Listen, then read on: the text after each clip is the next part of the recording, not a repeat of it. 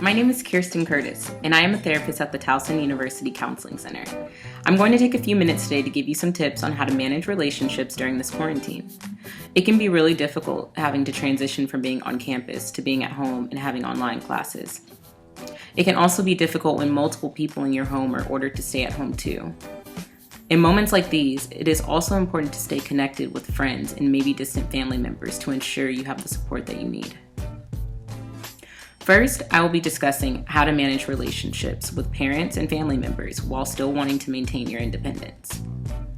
It can be hard to live under mom and dad's rules again.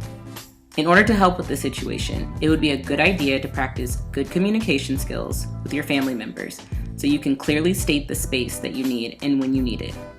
This may be for school, private conversations, or just time to yourself.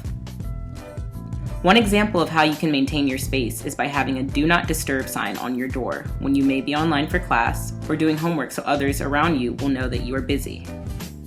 It may be different how you choose to discuss this with your family based off of the individual uniqueness of each person's family structure. So if you have a more egalitarian family, it may look like this. I understand that you care about me, but I would appreciate it if you did not ask for the details of my conversation after I get off the phone. If you have a more rigid family structure, it may look like this. I love helping out around the house to make things easier for you, but doing all of the chores is not giving me enough time to do my homework. Is there any way we can come up with a schedule of when and who should be doing the chores around the house? And it may also be helpful to have a few scripted responses on hand when setting a boundary. But regardless of your family structure, it is important to stick to your boundaries. Second, although we are living in a very uncertain time, one positive thing is that we are living in the technological era, so we have many ways to stay connected. Some ways to stay connected with your family and friends are through FaceTime, Zoom, Skype, Facebook, Twitter, Instagram, and Netflix also has a new party option so that you all can watch a movie at the same time. There's also the House Party app.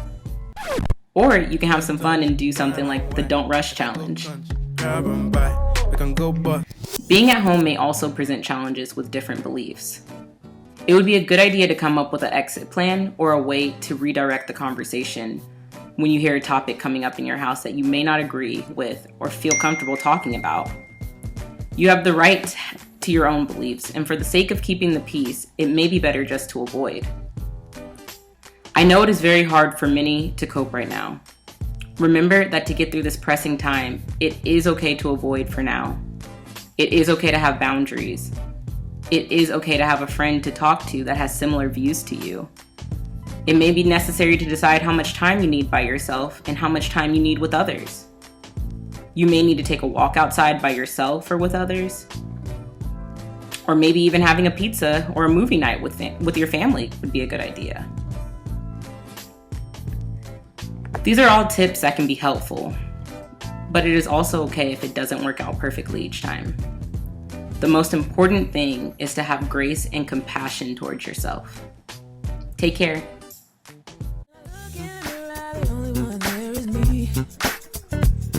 Every freckle on my face is where it's supposed to be.